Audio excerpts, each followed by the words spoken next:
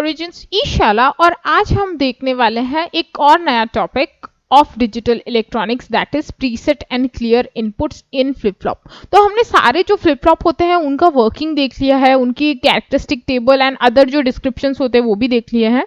तो ये प्रीसेट और क्लियर क्या होता है? Preset and clear are very much more like extra inputs, यानी आपका जो नॉर्मल फ्लिप फ्लॉप होता है उसमें कुछ एक्स्ट्रा लगाने वाले हैं हम, जिससे हमारे सिस्टम पे कुछ असर देखने मिलेगा। अब वो असर क्या होता है वो हम आगे की स्लाइड्स में देख लेते हैं। तो सबसे पहले मैं आपको प्रीसेट और क्लियर का जो बेसिक डिस्क्रिप्शन है वो समझा देती हूँ।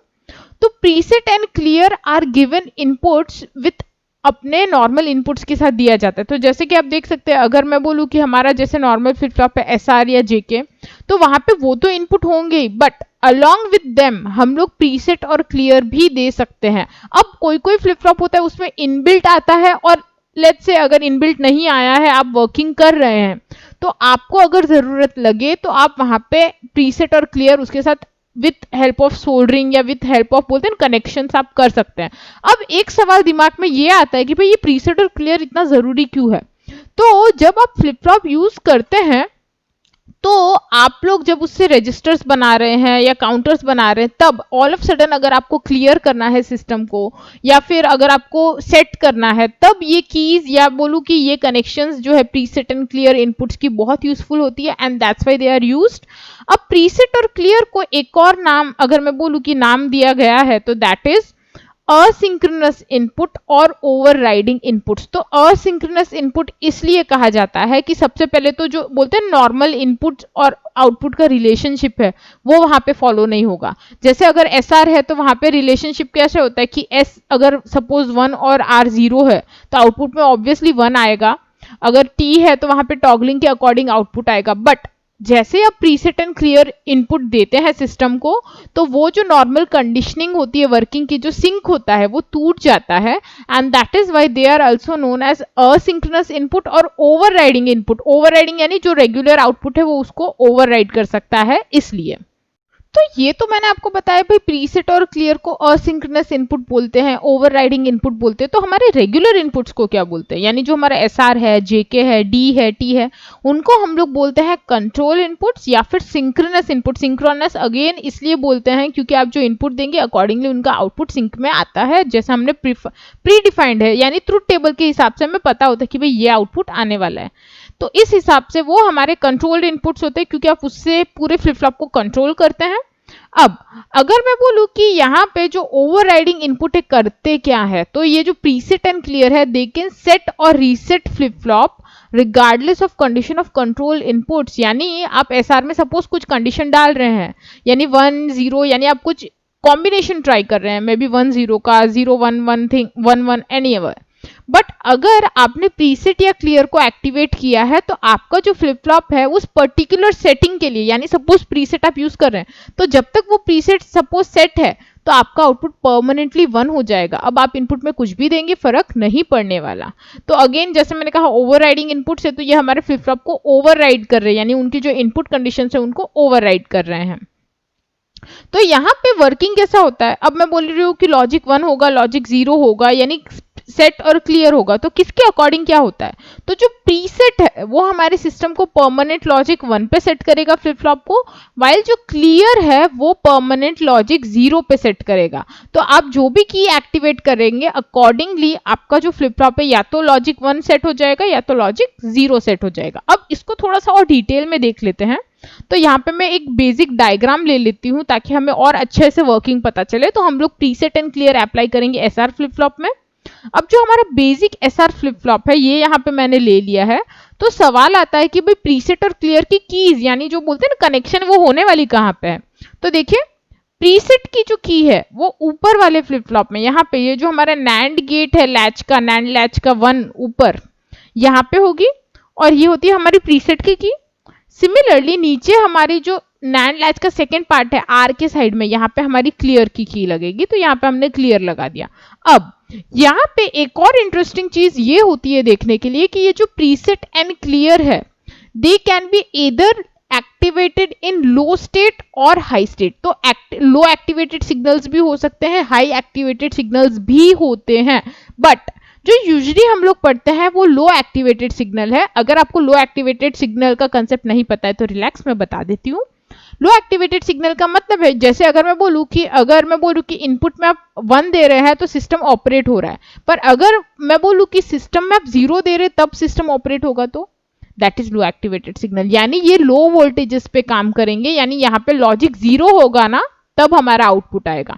तो यहाँ पे देखिए मैं आपको एक एग्जांपल दिखा रही हूँ। जैसे ये प्रीसेट है, मैंने बोला लो एक्टिवेटेड सिग्नल है, तो देखिए ये प्रीसेट को मैंने 0 कर दिया, तो अब टेक्निकली प्रीसेट 0 हुआ है तो आउटपुट क्या होना चाहिए, सेट होना चाहिए, राइट। तो मैंने कहा जैसे लो एक्टिवेटेड सिग्नल है तो यहाँ पे जब भी मेरी प्रीसेट 0 पे सेट होगी तब मेरा सिस्टम वर्किंग कंडीशन में आएगा, और ये परमानेंटली अब आउटपुट सेट 1 हो चुका है। तो अब यहाँ पे आप कुछ भी चेंज करेंगे ना, इट विल नॉट मैटर कि सिस्टम में क्या हो रहा है, ये फ्लिप फ्लॉप अब परमानेंटली 1 ही रहेगा। यहाँ पे एक और चीज जो ध्यान रखने की है कि जब आप लेट्स से प्रीसेट को आप 0 कर रहे हैं तब आपकी जो क्लियर की है वो कंपलसरी 1 होनी चाहिए। इसको आप दोनों को एक साथ 0 नहीं कर सकते, वो सिस्टम बैलेंस बिगाड़ देता है। तो यहाँ पे जब प्रीसेट 0 होगा तो यहाँ पे क्लियर 1 है, तो देखिए आउटपुट भी हमारा जो जैसे बोलते कॉम्प्लीमेंटेड आता है, ऊपर का 1 और नीचे 0 आ गया है। अब यहाँ पे हमने प्रीसेट की मदद से सिस्टम को परमानेंटली 1 पे सेट कर दिया है। अब यहाँ पे जो क्लियर की है वो क्या करेगी, लेट्स से मैं बोल रही हूँ क्लियर को एक्टिवेट करना है, तो सबसे पहले 2 मिनट सोचिए क्लियर को एक्टिवेट करने के लिए मुझे उस की को क्या करना पड़ेगा, 1 या 0। मैंने कहा है लो एक्टिवेटेड सिग्नल है, तो ऑब्वियसली अगर लो एक्टिवेटेड सिग्नल है, अगर आप क्लियर की कंडीशन को एक्टिवेट करना चाहते हैं तो इसको 1 से 0 पे ले जाना पड़ेगा। यानी जब ये 0 होगा तो टेक्निकली ये वर्किंग कंडीशन में आया है। अब अगर क्लियर वर्किंग कंडीशन में आया है तो हमारे सिस्टम पे क्या इंपैक्ट होगा, ये जो आउटपुट है ये परमानेंटली किस पे सेट होना चाहिए, 0 पे। तो देखिए अब इसको बेसिक भी देख सकते हैं कि यहाँ पे 0 दिया नैंड गेट में तो ये बनाया, तो ऑब्वियसली ऊपर वाले को कॉम्प्लीमेंटेड फॉर्म में आना पड़ेगा 0 पे। तो अगर आप क्लियर एक्टिवेट करते हैं, जिसे हम 0 देके एक्टिवेट कर रहे हैं, तो आपका आउटपुट परमानेंटली 0 पे सेट हो जाएगा और यहाँ पे आप कुछ भी देंगे फर्क नहीं पड़ेगा। यानी एस, क्लॉक और आर अब कुछ भी कंडीशन सिस्टम को चेंज नहीं कर पाएगी। यहाँ पे अगेन वही चीज है जो आपको ध्यान रखनी है कि जब क्लियर 0 है तो प्रीसेट की को 1 रखना पड़ेगा। अगर आप दोनों को 0 साथ में करने गए तो सिस्टम बैलेंस बिगाड़ देगा, या मैं बोलूं इनवैलिड आउटपुट दे देगा। तो यहाँ पे ये दोनों कंडीशंस होती है जो प्रीसेट और क्लियर की यूज की जाती है। अब इसे थोड़ा सा और अच्छे स्टेटमेंट के फॉर्म में अगर मैं बोलूं लिखना है तो हम लोग एक टेबल बना लेते हैं, जैसे हम लोग हर बार रेगुलर ट्रूथ टेबल बनाते हैं, ये प्रीसेट और क्लियर का ट्रूथ टेबल है। तो सबसे पहले जो कंडीशन है 0 0, तो मैंने बोला दोनों एक साथ 0 0 नहीं हो सकते। तो जब 0 0 नहीं हो सकते तो ये स्टेट क्या हुआ, नॉट यूज्ड या इनवैलिड स्टेट है। तो हम जब भी प्रीसेट एंड क्लियर यूज कर रहे हैं, अगर प्रैक्टिकली भी कहीं ट्राई कर रहे हैं तो ध्यान रखना है कि दोनों एक साथ 0 कभी ना हो। नेक्स्ट है प्रीसेट की को जो हमने किया था 0, तो आउटपुट हो गया 1 बिकॉज लो एक्टिवेटेड सिग्नल है। तो यहाँ पे भी वही होगा कि अगर आपने प्रीसेट को 0 किया है तो Qn+1 हो जाएगा परमानेंटली, जब तक हम लोग इसको 0 पे रखेंगे और यहाँ पे कुछ भी असर नहीं होगा। यानी एस, क्लॉक और आर में आप जो भी कीजिए it doesn't matter. Similarly next है क्लियर की, तो देखिए क्लियर को 0 किया तो आउटपुट परमानेंटली 0 पे सेट हो गया। अब अगर एक कंडीशन मैं बोलूं कि भाई नहीं मुझे प्रीसेट एंड क्लियर दिया गया है बट येट मुझे यूज नहीं करना है, तब क्या करना है, तो दोनों ही प्रीसेट और क्लियर को परमानेंटली 1 पे सेट कर देना है। इन दैट केस हमारा जो फ्लिप फ्लॉप है वो नॉर्मल वर्किंग कंडीशन में आ जाएगा, यानी उस पर्टिकुलर टाइम पे हमारा जो नॉर्मल एसआर का ट्रूथ टेबल है हम वो फॉलो कर सकते हैं। अब लास्ट चीज जो आपको इसके बारे में पता होनी चाहिए कि भाई अगर आप किसी डायग्राम में यानी फ्लिप फ्लॉप पे बता रहे हैं कि प्रीसेट एंड क्लियर है तो आप कैसे बताएंगे, that is help with a symbolical representation. तो यहाँ पे देखिए सिंबॉलिकल रिप्रेजेंटेशन ले लेती हूँ मैं। तो यहाँ पे देखिए अब ये जेके फ्लिप फ्लॉप में लिया है, तो अगेन मैं आपको बता दूं ऐसा नहीं है कि सिर्फ एसआर में ही होता है या जेके में, आप कोई भी फ्लिप फ्लॉप में प्रीसेट एंड क्लियर इंसर्ट कर सकते हैं और यूज कर सकते हैं।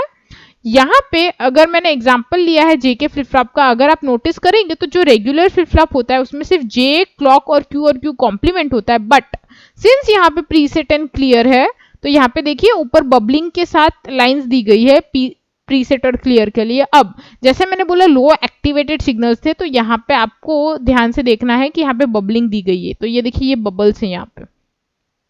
तो अगर ये बबल्स के साथ है तो लो एक्टिवेटेड सिग्नल है, अगर यहाँ पे बबल नहीं होता तो ये हाई एक्टिवेटेड सिग्नल्स होते और उनका ट्रूथ टेबल ऑब्वियसली अलग होता है, बट जो यूजली जनरल हम लोग पढ़ते हैं वो यही यूज करते हैं। अगर आप फिर भी जो बोलते हैं ना हाई एक्टिवेटेड सिग्नल का देखना चाहते हैं तो आपको शायद इंटरनेट पे या कुछ बुक्स में मिल जाएगा। अगर आप वो बुक्स देखना चाहते हैं you can visit our blog, digital electronics की बुक्स वहाँ पे अवेलेबल है, तो आप उसमें देख सकते हैं, कहीं पे दिया होगा, बट आपको बॉदर करने की जरूरत नहीं है। बट फिर भी अगर आप कोई है किसी को डीप स्टडी में interest, you can go there and just look at the books, आपको मिल जाएगा। And thank you for watching this video. तो यहाँ पे अगर आप देखेंगे हमारा जो फ्लिप फ्लॉप है उसका जो बेसिक कंसेप्ट होता है वो हमने सारा क्लियर कर लिया है। सारे फ्लिप फ्लॉप्स हो गए, उनके ट्रूथ टेबल, एक्साइटेशन टेबल, ये सब पूरा हो चुका है। तो हमारा डिजिटल इलेक्ट्रॉनिक्स का एक बहुत मेजर पार्ट होता है सीक्वेंशियल सर्किट का फ्लिप फ्लॉप, हमने वो पूरा कंप्लीट कर लिया है। अब जो हमारे नेक्स्ट लेक्चर्स होंगे उसमें हम ट्राई करेंगे कुछ नया टॉपिक कवर करने की डिजिटल इलेक्ट्रॉनिक्स का। तब तक हमारे चैनल पे बने रहिए। अगर आपको ये वीडियो अच्छा लगा है तो इसे लाइक कर दीजिए, शेयर कर दीजिए and don't forget to subscribe my channel. इसी के साथ जैसे मैंने कहा अगर आप बुक्स डाउनलोड करना चाहते हैं तो लिंक आपको डिस्क्रिप्शन में मिल जाएगी, और आप प्लेलिस्ट भी विजिट कर लीजिए। अगर आप पहली बार चैनल पे आए हैं तो आपको पता चल जाएगा डिजिटल के और भी बहुत सारे वीडियोज है, you can just have a look at them. Till then bye bye, I will see you in the next video.